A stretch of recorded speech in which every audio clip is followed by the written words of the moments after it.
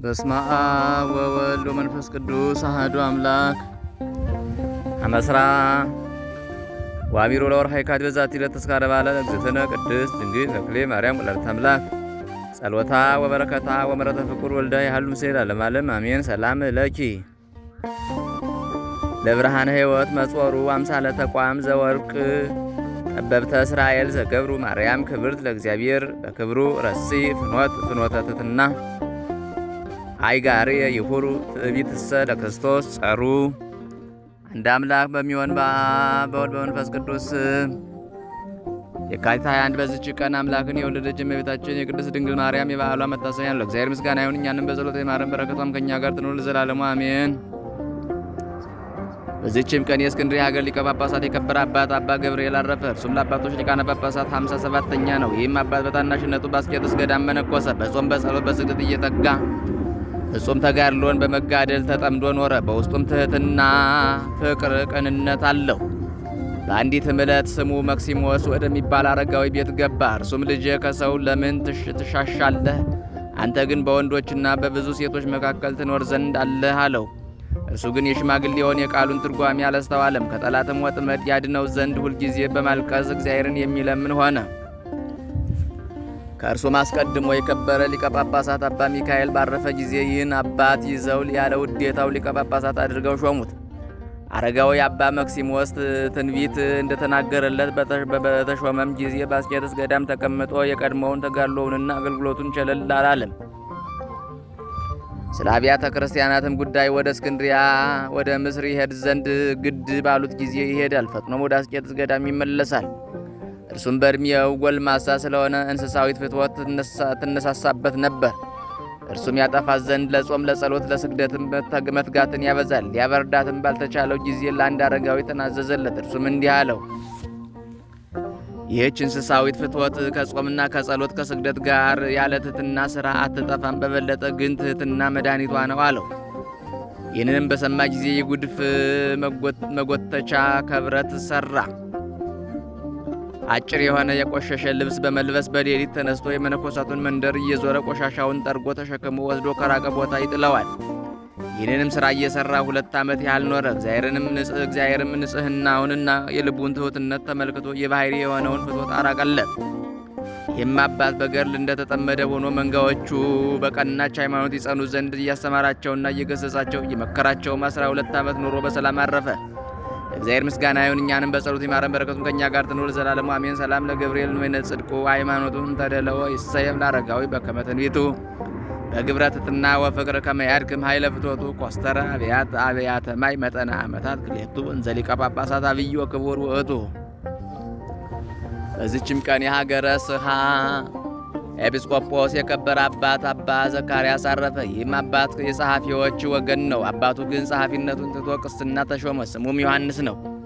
ልጁ ዘካርያስም ባደገ ጊዜ ትምህርቶቹን ሁሉ ጽሕፈትንም፣ የጽሕርና የሮማውያንንም ጥበብ፣ የቤተ ክርስቲያንንም ሕግ ተማረ። የንጉሡም የጭፍራ አለቃ ወሰደውና በንጉሡ ቤት ጸሐፊነት ሾመው። በጽሕፈቱም የሀገረ ስኻ መኮንን የሆነው ስሙ ጥልማዎስ የሚባል ወዳጅ ሆነው። እርሱም ወደ አስቄጥስ ገዳም ሂደው ይመነኩሱ ዘንድ ተስማሙ። በዚያን ጊዜ በአስቄጥስ ገዳም ከአባ ዮሐንስ ደብር አንድ መነኮስ ወደ እነርሱ መጣ። አብረውትም ይሄዱ ዘንድ ተስማሙ። መኳንንቶችም ይህን በሰሙ ጊዜ መሄድን ከለከሏቸው። ከጥቂት ቀኖች በኋላም ለእግዚአብሔር የተሳላችሁትን ስለት ለምን አትፈጽሙም የሚላቸውን ራእይ አዩ። በዚያን ጊዜ በስውር ወጡ። እነርሱ ግን መንገዱን አያውቁትም ነበር። አንድ መነኮስም ተገለጠላቸውና ወደ አስቄጥስ ወደ አባ ዮሐንስ ገዳም መርቶ አደረሳቸው። መኳንንቱም መሄዳቸውን በሰሙ ጊዜ ከንጉሥ ዘንድ ደብዳቤ ተቀብለው በመልአከ ገዳም ሊያስወጧቸው ተስማሙ። የክብር ባለቤት ጌታችንን ምክራቸውን በተነ።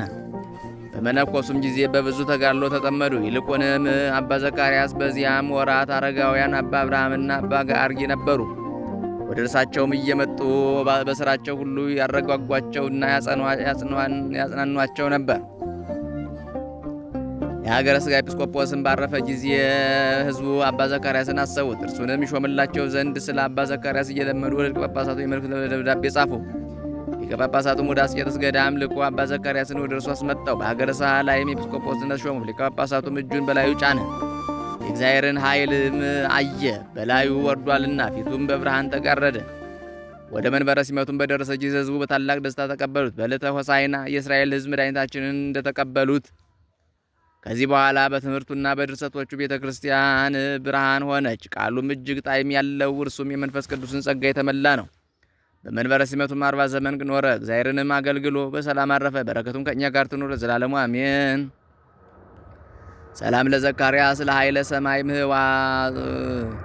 ምህዋጹ በብርሃን አብይን ዘይኬልል ለገጹ እስከ ተፈሳት ሀገረ ስሃ ዋባግኢሃ አንፈራጹ ለቴዎድሮስ ሰላም ወለጢሞቴዎስ ቢጹ ዘማይደሪሆሙ በሰማይ ሐነጹ።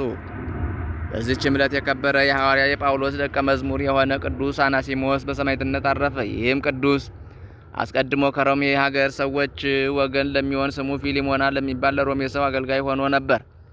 ይህም ፊሊሞና በሮሜ ባስተማረ ጊዜ በቅዱስ ጳውሎስ ትምህርት በጌታችን አመነ። ይህም ፊሊሞና ከዚያ ከሮሜ ሀገር ወደ አስባንያ ሄደ። ይህንንም አገልጋዩን አናሲሞስን ከእርሱ ጋር ወሰደው። ሰይጣን ግን አናሲሞስን አሳተው፣ ልቡንም ለወጠውና የጌታውን ገንዘብ ሰረቀ። ጌታውም እንደሚቀጣው አውቆ ሸሽቶ ወደ ሮሜ ተመልሶ ሄደና በዚያ ተቀመጠ። በእግዚአብሔርም ፈቃድ ወደ ከበረ ሐዋርያ ጳውሎስ ሄደ። ትምህርቱንም ሰምቶ በክብር ባለቤት በጌታችን በኢየሱስ አመነ። ለቅዱስ ጳውሎስም ደቀ መዝሙር ሆነ። ነገር ግን የጌታውን ገንዘብ በመስረቁ በአናሲሞስ ልብ ጽኑ ሐዘን አደረ። ለሐዋርያ ጳውሎስም የሰራውን ሁሉ ነገረው። ሐዋርያ ጳውሎስም አትፍራ፣ ልብህም አይዘን አለው። ወደ ጌታውም ወደ ፊልሞናም መልእክትን ጻፈለት። ይህችም ስለ አናሲሞስ የጻፋት ከመልእክቶቹ አንዲቱ ናት።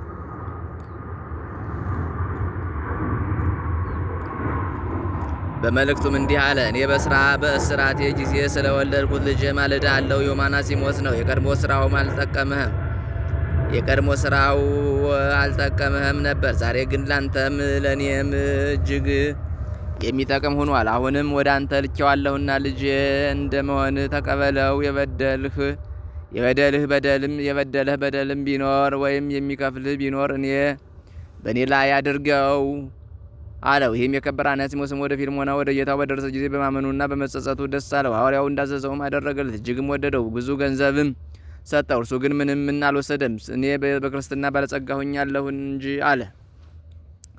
ከዚህ በኋላ ሸኙትና ወደ ሮሜ ሀገር ተመለሰ። በሰማዕትነት እስከሚሞትበት ጊዜ ሐዋርያ ጳውሎስን የሚያገለግለው ሆነ። ይህም ቅዱስ ካህን ሆኖ ተሾመ። በሐዋርያትም በሥርዓት መጽሐፋቸው በአንቀጽ 77፣ 81፣ በ53 እና በ57 በምስጋና አስታውሰውታል። እንደ ታማኝ ካህንም ነው አሉ።